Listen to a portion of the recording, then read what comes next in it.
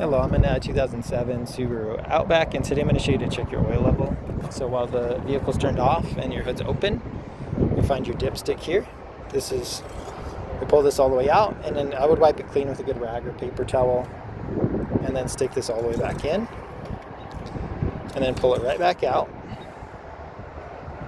And then from here, if I can get this to zoom well, you should have the oil kind of towards where it's all bent in on the left side. If you hardly have any oil on this stick, you'll definitely want to add some. Can't get it to zoom very well, but where it's kind of curved towards the top is their full mark. So if you're very close to the right, you'll definitely want to get some oil added.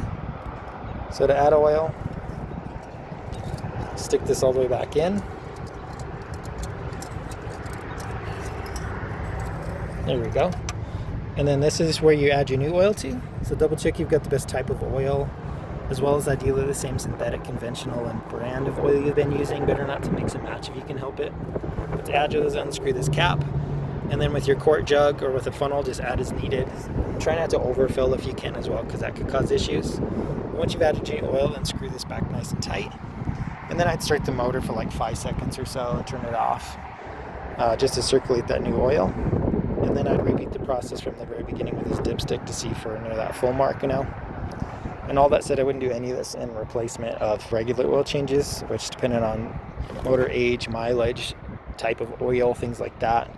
Usually for vehicles, you do between about 3,000 to 8,000 miles between each oil change. When you do those, you'll typically put the vehicle on a slight lift so you can get underneath to the oil pan. You'll pull the oil plug to drain all the old oil out, replace any oil filters as needed. Screw that cap back in nice and tight. And then back up top here, we'll add all the oil recommended for your type of motor for an oil change. Screw this back in nice and tight.